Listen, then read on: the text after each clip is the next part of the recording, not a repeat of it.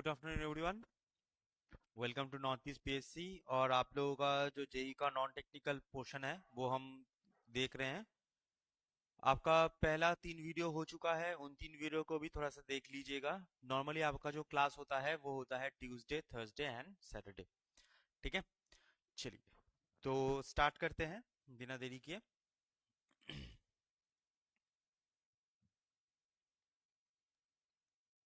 चलिए,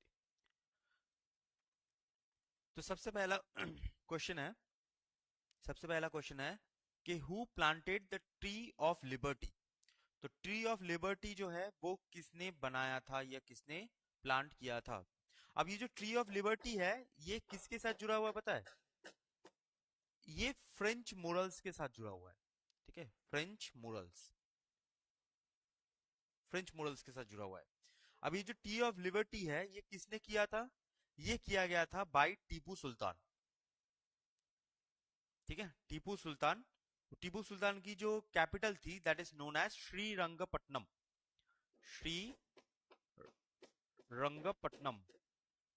ये जो श्रीरंगपट्टनम में उनकी कैपिटल थी तो वहां पर बनाया गया था ट्री ऑफ लिबर्टी। तो यहाँ पर नन ऑफ देम होगा आंसर। ठीक है, शादत खान नहीं, हैदर अली नहीं, असफ जहान नहीं, नन ऑफ देम, क्योंकि श्री टीपू सुल्तान श्रीरंगपट्टनम में उन्होंने बनाया था।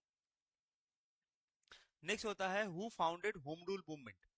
तो ये जो होम रूल मूवमेंट है ये कब स्टार्ट होता है? ये स्टार्ट होता है 1916। ठीक है, सॉरी, ये स्टार्ट होता है आपका 1916। और 1916 में जब होम मूवमेंट स्टार्ट होता है तब इसका कौन कौन थे इसके मूवमेंट में? एनी बेसेंट थी एंड बाल गंगाधर तिलक, दोनों ही थे। तो यहाँ पर ऑप्शन क्या होगा? ऑप्शन होगा बोथ ऑफ देम। ठीक है, दोनों ही थे तो इसलिए बोथ ऑफ देम होगा। ओके, अच्छा, एनी बेसेंट से एक चीज आपको याद रखना है ऑब्वियसली, कि she is the first female president of Indian national Congress. जो आईएनसी होता है, इंडियन नेशनल कांग्रेस, उसका फर्स्ट फीमेल प्रेसिडेंट थी एनी बेसेंट। और बाल गंगाधर तिलक कौन थे? बाल गंगाधर तिलक एक्सट्रीमिस्ट। ठीक है, जो कांग्रेस का एक्सट्रीमिस्ट ग्रुप होता है तो एक्सट्रीमिस्ट ग्रुप में बहुत ही फेमस लीडर थे। और उन्होंने, एक चीज याद रखिएगा, उन्होंने जो गणपति पूजा है, गणपति पूजा, ठीक है, गणपति पूजा है इन महाराष्ट्र, ये भी उन्होंने स्टार्ट करवाया था। तो बाल गंगाधर तिलक से 2 चीजें एंड एनी बेसेंट से एक चीज। नेक्स्ट क्वेश्चन, नेक्स्ट होता है कि Mahatma Gandhi Mahatma Gandhi Mahatma Gandhi started which newspaper. ठीक है, तो यहां पर महात्मा गांधी कौन से न्यूज़पेपर को उन्होंने स्टार्ट किया था? ठीक है, देख लेते हैं अगर कोई है, देखो देख लेते हैं।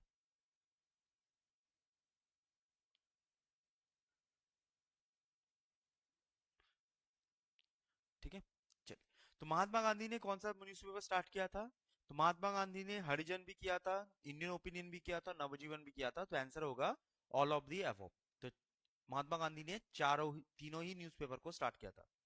अब न्यूज़पेपर से एक सवाल आपको बहुत बार पूछा जाता है, तो ये एक चीज भी याद रखना है कि अगर आपसे न्यूज़पेपर की बात करें तो फर्स्ट न्यूज़पेपर किसका था? तो फर्स्ट न्यूज़पेपर था बंगाल गैजेट। ठीक है, फर्स्ट न्यूज़पेपर था Bengal gazette by Hicky James Augustus Hicky. ठीक है, तो न्यूज़पेपर की जब भी बात होगी तब ये वाला नाम जरूर आपको याद रखना है, बंगाल गैजेट वाला। नेक्स्ट होता है आपका बॉम्बे जयश्री। बॉम्बे जयश्री कौन से टाइप का म्यूजिक है? बॉम्बे जयश्री जो है वो कौन से टाइप का म्यूजिक है? ठीक है, ये हमारा कल्चर से क्वेश्चन बना है। तो यहाँ पर मराठी, कर्नाटिक, थुमडी एंड ध्रुपद ये टाइप का है। तो यहाँ पर बॉम्बे जयश्री क्या होता है? That is Carnatic. ठीक है, तो बॉम्बे जयश्री आपको कर्नाटिक म्यूजिक में मिलेगा। नेक्स्ट होता है which of the following is not a classical dance of India। तो ये इसमें से कौन सा है जो क्लासिकल डांस नहीं है, इज नॉट एक क्लासिकल डांस ऑफ इंडिया नहीं है। तो ओडिसी क्लासिकल डांस है, मणिपुरी है, कुचिपुड़ी है। तो इसमें से तीनों ही है, तो ऑब्वियसली आंसर होगा नन ऑफ द अबव। तो तीनों ही ऊपर के तीनों जो है वो तीनों ही क्लासिकल डांस है। अच्छा, क्लासिकल डांस में और क्या क्या आता है जान लीजिए। जैसे एक होता है आपका भारतनाट्यम, ठीक है, क्वेश्चन पूछता है भारतनाट्यम। दूसरा होता है आपका Mohiniyattam, Mohiniyattam. Next Kathakali, Kathakali. Next Kathak and Sattriya. Sattriya and जो मोहिनीअट्टम है ये बाद में ऐड किया गया है। तो एक, दो, तीन, चार, पाँच, छ, सात, आठ, तो total 8 classical languages, sorry classical dances आपको देखने को मिलेंगी, जिसमें से मोहिनीअट्टम एंड कथकली कहाँ की है? ये केरला की है, ठीक है। न- ये आसाम की है, सत्रिया जो है आसाम की है, ओनली नॉर्थ ईस्टर्न, ठीक है, सॉरी ओनली नॉर्थ ईस्टर्न बोल रहा हूँ। ये नॉर्थ ईस्टर्न है, नॉर्थ ईस्टर्न में आपको दो मिलेंगी, एक आपका मणिपुरी एंड एक सत्रिया। कथक आपका यूपी का है, ओनली नॉर्थ इंडियन, ठीक है। भारतनाट्यम होता है तमिलनाडु का। चलिए, नेक्स्ट होता है पट्टादकल कल्चरल साइट। पट्टादकल जो कल्चरल साइट है तो वो कौन से स्टेट में आती है? पट्टादकल कल्चरल साइट कौन से स्टेट में आती है? तो ये कल्चरल साइट होती है, ये कौन से स्टेट में आती है? That is known as Karnataka, ठीक है। ये कौन से स्टेट में आएगी? That is Karnataka, okay. Next होता है आपका बारदौली सत्याग्रह। बारदौली सत्याग्रह किसने लीड किया था? तो बारदौली सत्याग्रह, बारदौली जो ये जो जगह होती है, बारदौली असली में जगह होती है इन गुजरात, ठीक है। बारदौली जो जगह होती है वो होती है आपकी गुजरात में। तो बारदौली सत्याग्रह को लीड किसने किया था? तो उसका लीड किया गया था भाई वल्लभ भाई पटेल, ठीक है। तो ये सत्याग्रह था 1928 में, वल्लभ भाई पटेल ने लीड किया था। और यहां से याद रखिएगा, वल्लभ भाई पटेल का एक टाइटल होता है जो आप लोगों ने सबने सुना होगा, दैट इज नोन एज सरदार। सरदार, ये जो सरदार टाइटल है ये बारदौली सत्याग्रह से ही आया है, ठीक है। बारदौली सत्याग्रह, सरदार वल्लभ भाई पटेल। चलिए, अच्छा, और अगर आपसे यहाँ पर एक और चीज पूछ लूं, अगर आपको पूछा जाए कि फर्स्ट सत्याग्रह इंडिया में कौन सा था, किसने किया था, ये कौन सा था? तो फर्स्ट सत्याग्रह वाज चंपारण, ठीक है। First satyagraha was Champaran satyagraha, obviously Gandhi ji ने किया था। गांधी जी ने किया था 1917 बिहार, ठीक है। चलिए नेक्स्ट क्वेश्चन पे चलते हैं। नेक्स्ट होता है which incident lead to withdraw of non cooperation movement, ठीक है। एक सेकंड जस्ट।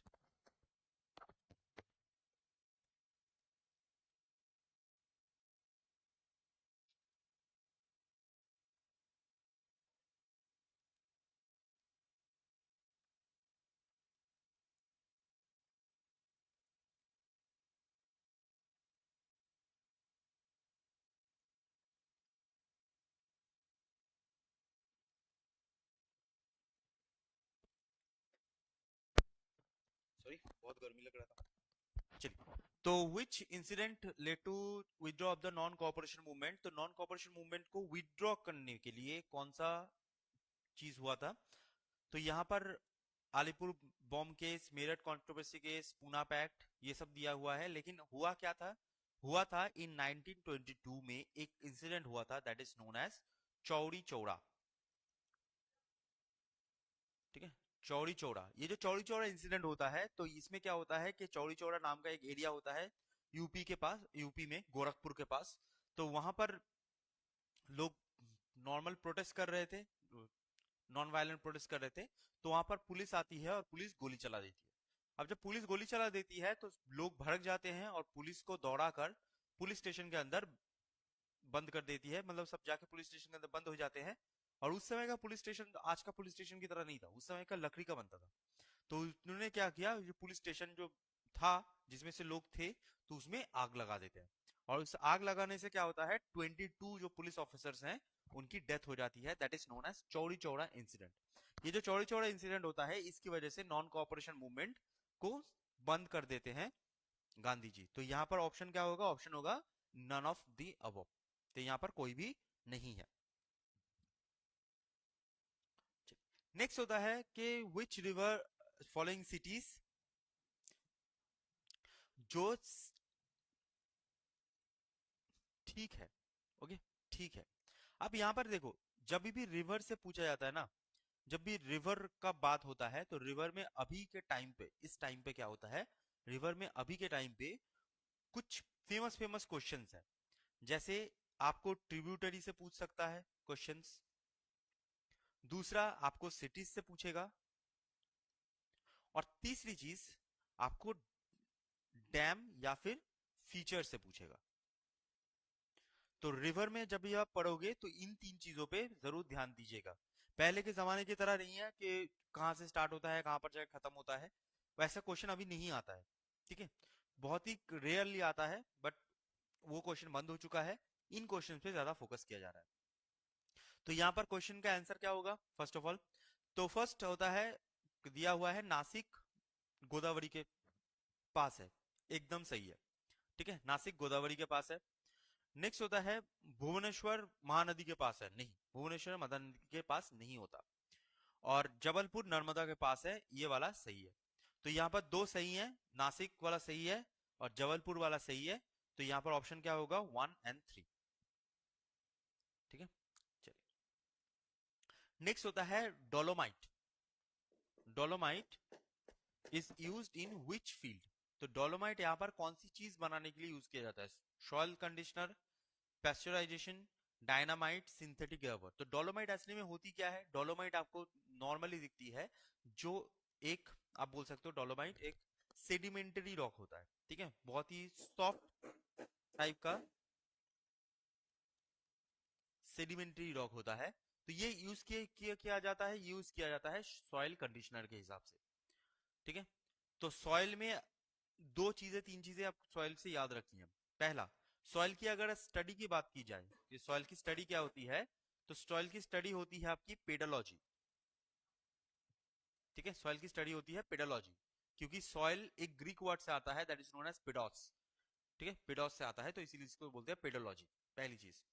दूसरी चीज, सॉइल में लेयर्स होते हैं, जैसे मान लीजिए ऐसे ऊपर ये टॉप लेयर है जहां पर पेड़ है, उसके बाद एक ऑर्गेनिक मैटर का लेयर आएगा, उसके बाद बी, उसके बाद सी, उसके बाद डी, उसके बाद आर, ऐसे लेयर्स होते हैं।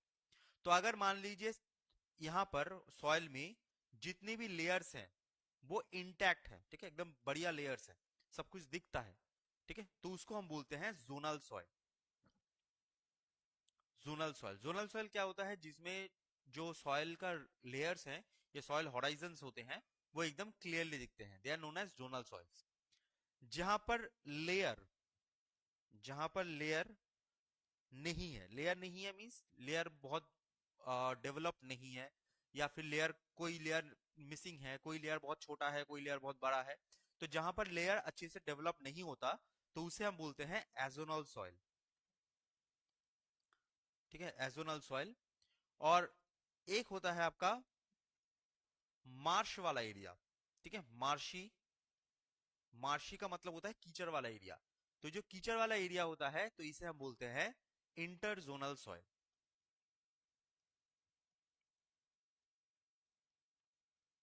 इंटरजोनल, ठीक है, इसको हम बोलते हैं इंटरजोनल सॉइल। तो ऐसे तीन तरह के सॉइल्स होते हैं, zonal soils, azonal soils and interzonal soils. Okay, अच्छा, सॉइल में अगर आप पूछा जाए कि सबसे ज्यादा फर्टिलाइजर क्या यूज होता है इंडिया में, फर्टिलाइजर, सबसे ज्यादा फर्टिलाइजर क्या यूज होता है, तो याद रखिएगा वो होता है यूरिया।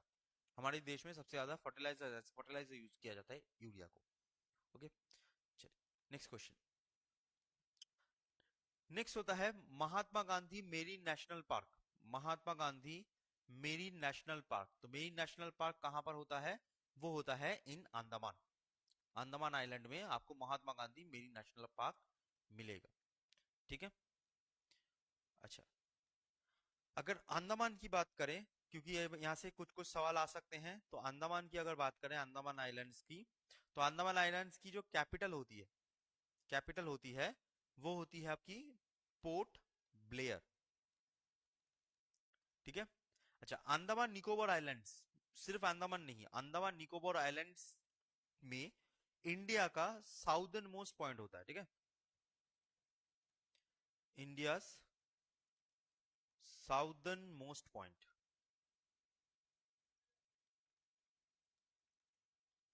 इंडिया का साउदर्न मोस्ट पॉइंट होता है, जिसको हम बोलते हैं इंदिरा पॉइंट। ठीक है, ऑलिव रिडले टर्टल, हमारे देश में एक नेशनल पार्क होता है जिसका नाम होता है भीतरकनिका, भीतरकनिका। तो ये जो भीतरकनिका नेशनल पार्क होता है, तो भीतरकनिका नेशनल पार्क में ऑलिव रिडले टर्टल्स आती हैं, उड़ीसा में है ये, उड़ीसा में। तो रिडले टर्टल्स आती हैं और यहाँ पर आके वो एग लेइंग करके जाती है। ठीक है, एग लेइंग्स, एग लेइंग करके जाती है, तो इसलिए ऑलिव रिडले टर्टल बहुत ही ज्यादा फेमस है। ठीक है, नेक्स्ट होता है which of the following is known as shrimp capital of India. तो श्रिम्प कैपिटल ऑफ इंडिया क्या होता है, जहां पर सबसे ज्यादा श्रिम्प मिलता है, that is known as Nellore. ठीक है, नेल्लोर आंध्र प्रदेश में होता है। नेल्लोर, गुंटूर, विजयवाड़ा, राजामुंद्री, विशाखापत्तनम, तो ये सब बड़े बड़े सिटीज हैं आंध्र प्रदेश के, तो that is Nellore. Shrimp capital of India कहा जाता है नेल्लोर को।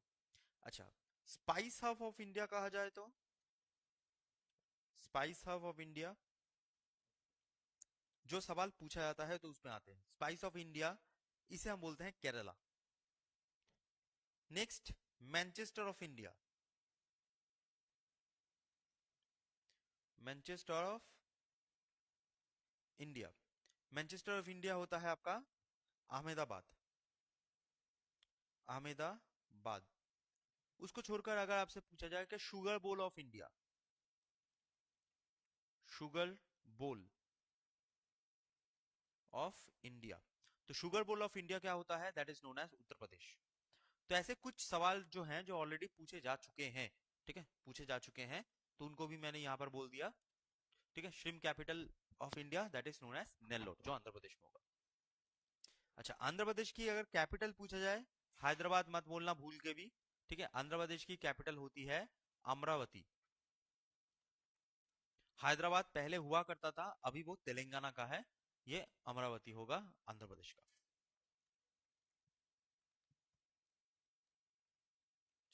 नेक्स्ट होता है फाइंड द ऑड प्रोडक्ट।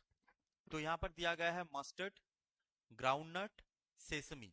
तो इन तीनों के साइड में ही, इन तीनों के साइड में ही क्या यूज होता है, इन तीनों के साइड में ही, इन तीनों के साइड में ही मोस्टली हमारा मोस्टली यूज्ड, हमारा मोस्टली यूज्ड ऑयल यूज होता है। ठीक है, हमारा मोस्टली ऑयल हम यूज करते हैं, जैसे मस्टर्ड, ग्राउंडनट, सेसमी, ये जो है ये मोस्टली यूज्ड ऑयल होते हैं।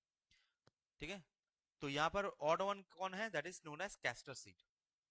कैस्टर ऑयल भी पाया जाता है, ऐसा नहीं कि कैस्टर ऑयल नहीं पाया जाता, लेकिन ये जो चीजें हैं मस्टर्ड, ग्राउंडनट, सेसमी, ये हम खाने में भी यूज करते हैं। कैस्टर सीड का जो ऑयल होता है वो हम खाने में यूज नहीं करते। ठीक है, तो यहाँ पर आंसर क्या होगा, this known as castor seed.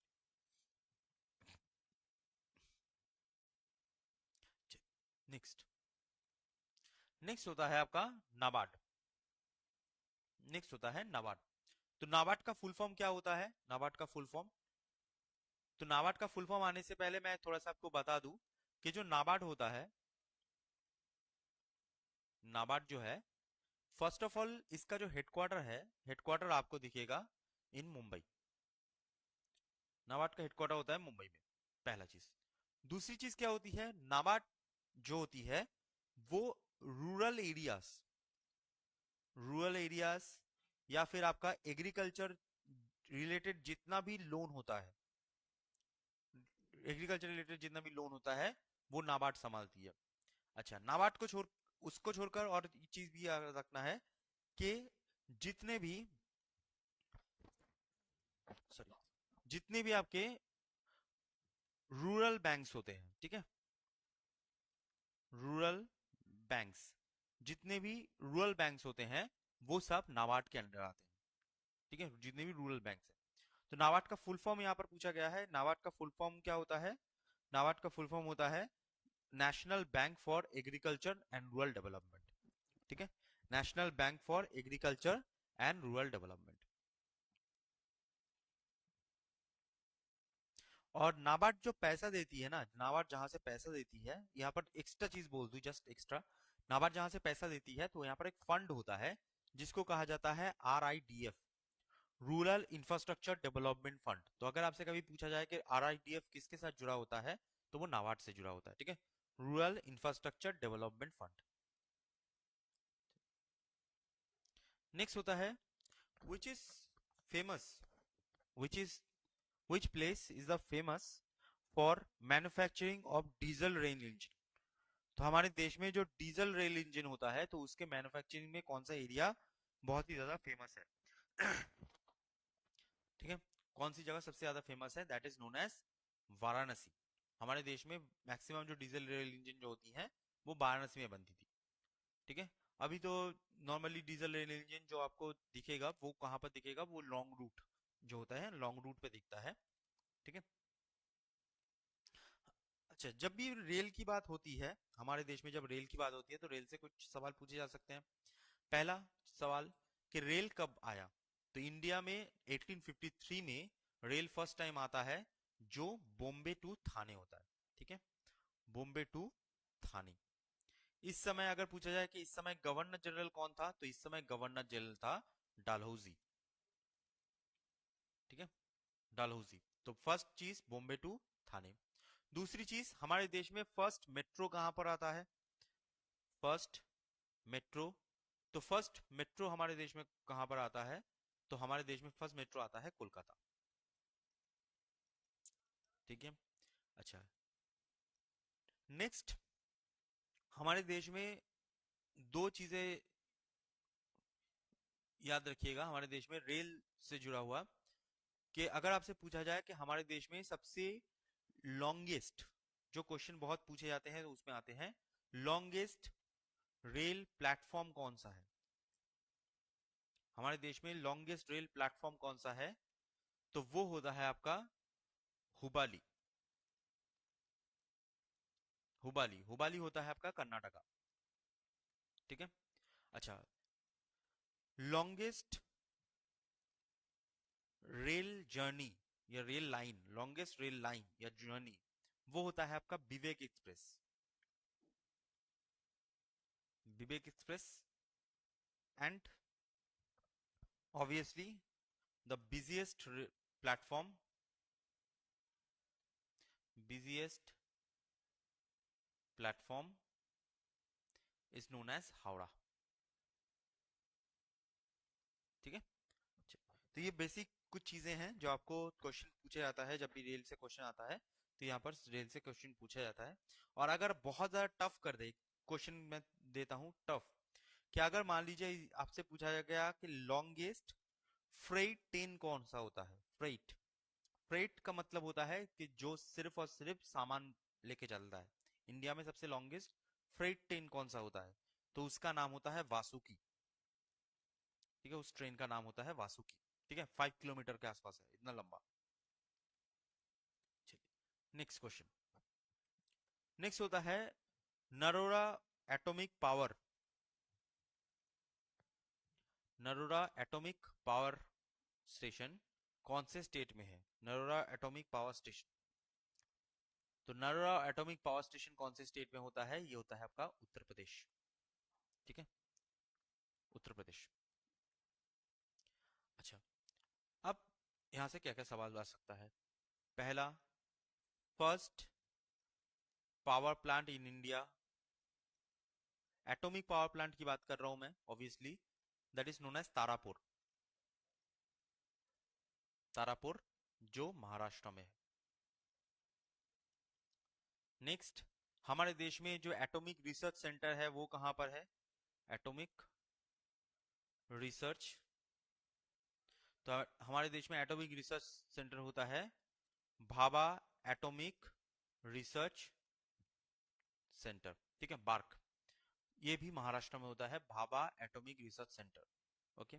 तीसरा, हमारे देश में अगर आपसे पूछा जाए कि कर लेता हूँ, हाँ, हमारे देश में अगर आपसे पूछा जाए कि हमारे देश में फादर ऑफ एटॉमिक रिसर्च किसको कहते हैं? Father of atomic research,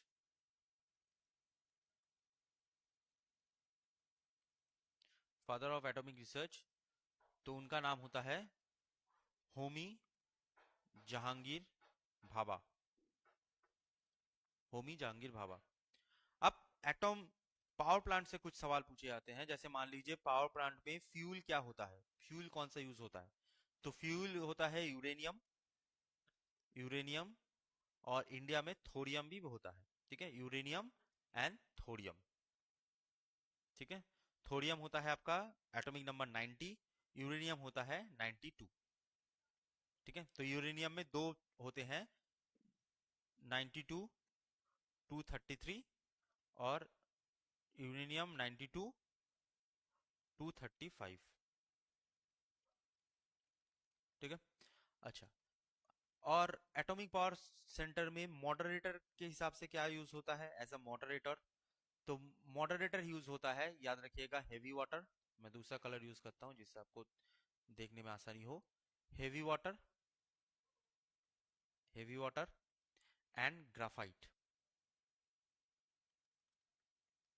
graphite. ठीक है, और अगर आपसे पूछा जाए, और आपसे पूछा जाए कि यहाँ पर कंट्रोल रॉड, कंट्रोल रॉड, ऐसे कंट्रोल रॉड क्या यूज होता है? तो वो यूज होता है बोरॉन। ठीक है, कंट्रोल रॉड यूज होता है बोरॉन। तो आपको यहाँ पर जितने भी एटॉमिक से क्वेश्चंस पूछे जाते हैं, ठीक है, क्वेश्चंस पूछे जाते हैं, जैसे एक और क्वेश्चन बाकी रह गया, सब कह ही रहे हैं तो एक ही क्यों छोड़ के? हमारे यहाँ पर अर्थ या फिर आपका यूनिवर्स में न्यूक्लियर फ्यूजन कहाँ पर होता है? न्यूक्लियर फ्यूजन, तो न्यूक्लियर फ्यूजन होता है, याद रखिएगा, सन में। ठीक है, जहां पर हाइड्रोजन और हीलियम ऐड होता है। जगह नहीं है तो इसलिए थोड़ा सा फैला के लिखना पड़ रहा है।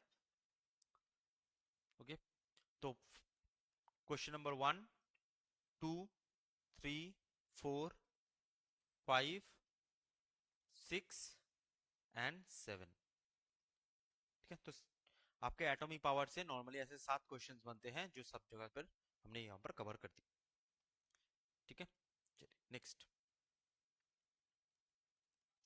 नेक्स्ट होता है सरकरिया कमीशन। सरकरिया कमीशन कौन से प्राइम मिनिस्टर के अंडर था? ठीक है, सरकरिया कमीशन कौन से प्राइम मिनिस्टर के अंडर था? तो ये वाला क्वेश्चन जो है वो बहुत ही, आप बोल सकते, डायरेक्ट क्वेश्चन है। तो ये थे इंदिरा गांधी के। ठीक है, सर्कुलर कमीशन जब इंदिरा गांधी थी तब इंदिरा गांधी के टाइम पे आए थे। और इंदिरा गांधी से आपको याद रखना है कि 1975 इमरजेंसी, 1975 इमरजेंसी के टाइम पे प्राइम मिनिस्टर कौन थी? इंदिरा गांधी। 1971 इंडिया पाकिस्तान जब लड़ता है to free Bangladesh, to make Bangladesh, ठीक है, अभी वो लोग ऐशान फरामोश हो चुके हैं, वो लोग नहीं मानते इंडिया की। ठीक है, वो अलग बात है, अगर इंडिया नहीं होता तो बांग्लादेश नहीं होता। तो 1975 1971 में कौन थे? वो भी यही थी। नेक्स्ट, एक इनका एक बहुत ही फेमस कोट है, एक फेमस स्कीम है, जिसको हम बोलते हैं गरीबी हटाओ, गरीबी हटाओ। तो जो गरीबी हटाओ है ये कहाँ, किस प्राइम मिनिस्टर ने दिया है? ये भी इंदिरा गांधी है। ठीक है, तो ये तीन चीजें इंदिरा गांधी से आपको याद रखना है। और anti Sikh riot, anti Sikh riot किसके मौत के बाद हुआ था? After Indira Gandhi death. Anti Sikh riot जो हुआ था because of Indira Gandhi death. ठीक है, क्योंकि एक ऑपरेशन हुआ था, जो हरमिंदर साहिब है, जिसको हम बोलते हैं स्वर्ण मंदिर बोलते हैं या गोल्डन टेम्पल बोलते हैं, उसका असली नाम हरमिंदर साहिब है। तो हरमिंदर साहिब में एक ऑपरेशन हुआ था जिसका नाम होता है ऑपरेशन ब्लू स्टार। ठीक है, तो वहां पर भीटेवाला नाम का एक टेररिस्ट था, खालिस्तानी टेररिस्ट था, तो वो उधर थे, तो उनको हटाने के लिए सेना कार्रवाई करती है, तो वहां पर ऑपरेशन ब्लू स्टार किया जाता है। और ऑपरेशन ब्लू स्टार में क्या होता है कि वहां पर एक बहुत ही पवित्र स्थान था, ये पवित्र एरिया था, that is known as Akal Takht. Akal Takht, वो अकाल तख्त का बिल्डिंग पूरा का पूरा टूट जाता है। तो इसी वजह से वो सिख सेंटिमेंट में लगता है, और उनके जो बॉडीगार्ड्स हैं, उनके दो जो बॉडीगार्ड्स थे, दोनों ही सिख थे, उन दो बॉडीगार्ड्स ने ही इंदिरा गांधी को गोली मार दिया। उसके बाद एंटी सिख राइट भी हुआ। ठीक है,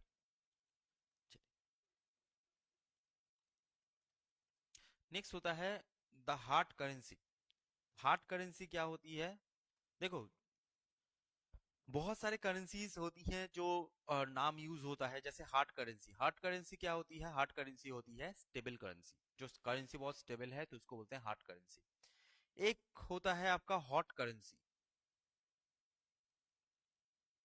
हॉट करेंसी, हॉट करेंसी क्या होती है? वो करेंसी स्टेबल करेंसी जो अभी इंक्रीज हो रहा है। ठीक है, जिसका वैल्यू इंक्रीज हो रहा है। ठीक है, हाँ, उल्टा होता है सॉफ्ट करेंसी। सॉफ्ट करेंसी मतलब जो टूट रहा है या फिर जिसका वैल्यू बहुत ज्यादा डिक्रीज हो रहा है। ठीक है, तो हार्ड करेंसी का मतलब होता है स्टेबल करेंसी। जैसे मान लीजिए dollar is a hard currency, pound is a hard currency, euro, ये सब होते हैं हार्ड करेंसी होते हैं। ठीक है, चलिए नेक्स्ट होता है द लैंडर ऑफ चंद्रयान 2। ठीक है, द लैंडर ऑफ चंद्रयान 2। तो चंद्रयान 2 जो मिशन हुआ था, आपको पता होगा चंद्रयान पहला जो मिशन हुआ था वो सक्सेसफुल नहीं हुआ था। ठीक है, रोवर उतरते ही गिर गया था। तो जो लैंडर था चंद्रयान 2 का, ठीक है, जो लैंडर, तो उसका लैंडर का नाम क्या था? उसका नाम था Vikram. The lender of Chandrayaan 2 का नाम क्या था? That was Vikram. तो यहाँ पर कुछ भी नहीं है, तो यहाँ पर नन ऑफ द अबव है। ठीक है, अच्छा, नेक्स्ट होता है आपका ग्रीन बैंकिंग चैनल। ठीक है, green banking channel launch in India by, ठीक है, तो ग्रीन बैंकिंग चैनल जो होती है वो किस, यहाँ पर किसने लॉन्च किया है? That is known as SBI. ठीक है, green banking channel launch by SBI. Next होता है नेशनल हाउसिंग बैंक। ठीक है, अच्छा, नेशनल हाउसिंग बैंक का छोटा सा चीज बोल दूं आपको। ये जो एनएचबी होता है, नेशनल हाउसिंग बैंक, इसका हेडक्वार्टर कहाँ पर होता है? इसका हेडक्वार्टर होता है आपका दिल्ली में। ठीक है, और ये करती क्या है? ये हाउसिंग फाइनेंसिंग जो कंपनीज है,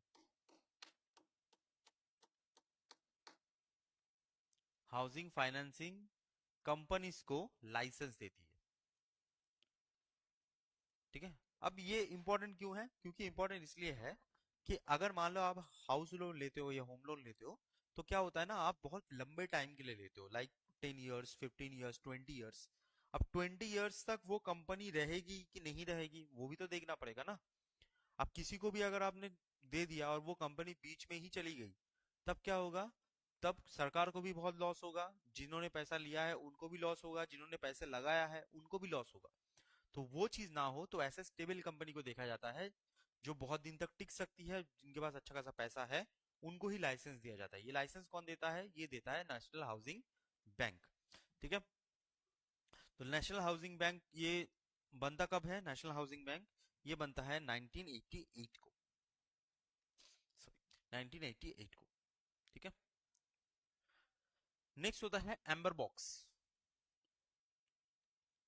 एम्बर बॉक्स, तो एम्बर बॉक्स, ये जो बॉक्सेस होती है ना, ये जो बॉक्सेस होती हैं, ये बॉक्सेस में कुछ कंट्रीज को रखा जाता है, जो कंट्रीज ठीक से ट्रेड मोनोपोलाइज कर, मतलब ट्रेड ठीक से कर रही कि नहीं, ट्रेड को मोनोपोलाइज तो नहीं कर रही, ये डंपिंग तो नहीं कर रहा। तो ये सब चीजें देखने के लिए डब्ल्यूटीओ क्या करती है? एक बॉक्स बनाती है, बहुत सारे बॉक्स होते हैं जिसमें से एक होता है एम्बर बॉक्स।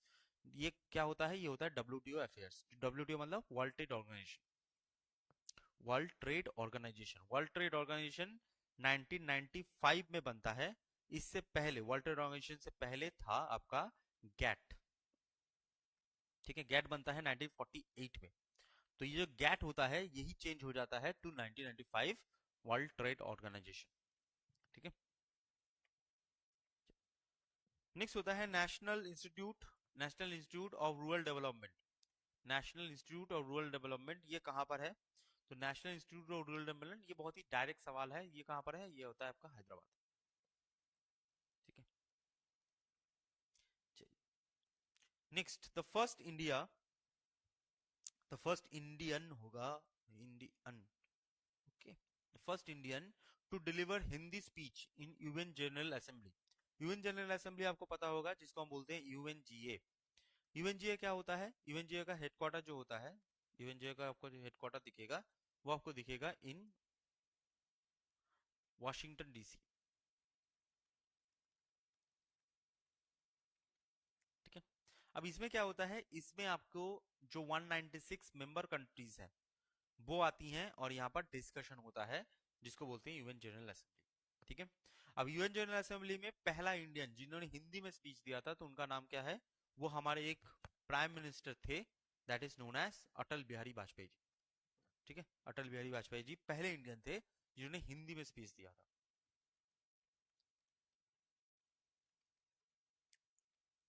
अच्छा, next, the benchmark value of gold. The benchmark value of gold ये कहां पर डिटरमाइन होता है? The benchmark value of gold, तो गोल्ड का जो वैल्यू होगा वो कहां से डिटरमाइन होता है? वो होता है लंदन से। ठीक है, तो बेंचमार्क वैल्यू ऑफ गोल्ड जो होता है वो लंदन से डिटरमाइन होता है। अब गोल्ड में आपको पता होगा कि गोल्ड में 24 कैरेट होता है, 22 कैरेट होता है, 18 कैरेट होता है एंड 14 कैरेट होता है ना? तो ये होता है 24 कैरेट होता है, इसे हम बोलते हैं प्योर गोल्ड। ठीक है, प्योर गोल्ड। प्योर गोल्ड से याद रखिएगा ज्वेलरी नहीं बनती, प्योर गोल्ड से ज्वेलरी नहीं बनती। प्योर गोल्ड से आपको एक, आप बोल सकते हो लंप बना सकते हो, जैसे मान लीजिए सोने का जो ब्रिक होता है या बिस्किट होता है या फिर कॉइन होते हैं, तो वो लंप आप बना सकते हो। लेकिन उसमें क्या होगा, उसमें अगर आपको ज्वेलरी बनानी है तो ज्वेलरी बनाने से वो गोल्ड उसको होल्ड ही नहीं कर सकता, टूट जाता है, ब्रिटल हो जाता है बहुत। तो इसलिए क्या होता है, इसलिए 22 कैरेट गोल्ड को यूज किया जाता है। मींस गोल्ड में कुछ इम्प्यूरिटीज मिलाई जाती है। ठीक है, इम्प्यूरिटीज। अब इम्प्यूरिटीज का मतलब ऐसे मत सोचो कि कुछ भी उल्टा पुल्टा मिला दिया जाता है, ऐसा नहीं होता है। इम्प्यूरिटीज का मतलब यहाँ पर दो टाइप के इम्प्यूरिटीज मिलाई जाती है। एक होता है आपका कॉपर, एक होता है आपका जिंक। ठीक है, कॉपर और जिंक। अगर मान लीजिए देखिएगा, अगर आप ऐसा गोल्ड देखो जिसको बोलते हैं रोज गोल्ड, रोज गोल्ड थोड़ा सा जो चमक है वो थोड़ा सा कम है, तो वो उसमें कॉपर मिलाया गया है। और जिसमें जो साउथ इंडिया की तरफ देखोगे जो गोल्ड है वो एकदम चमकते हैं, ब्राइट येलो होता है, बहुत ब्राइट येलो, उसमें जिंक मिलाया गया जाता है। ठीक है, नेक्स्ट होता है आपका, नेक्स्ट होता है the technique used for reducing noise pollution. तो नॉइस पोल्यूशन को रिड्यूस करने के लिए कौन सी टेक्निक यूज की जाती है? नॉइस पोल्यूशन को रिड्यूस करने के लिए,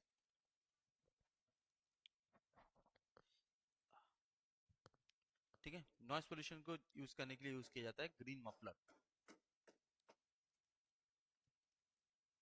नेक्स्ट होता है हु इन्वेंटेड एयर कंडीशनर। ठीक है, आपने हिटाची का नाम सुना होगा, हिटाची का नाम सुना होगा, डेसमंड का नाम सुना होगा, बड़ी बड़ी कंपनीज हैं। लेकिन इसको बनाया किसने था? इसको बनाया था विल्स कैरियर ने। ठीक है, विल्स कैरियर। और एयर कंडीशन में आपको एक चीज मिलेगी जिसको बोलते हैं CFC, क्लोरोफ्लोरोकार्बन। यही आर्टिफिशियल ठंडा करता है घर को। ठीक है, क्लोरोफ्लोरोकार्बन जो ओजोन होल बनाने के लिए जिम्मेदार है।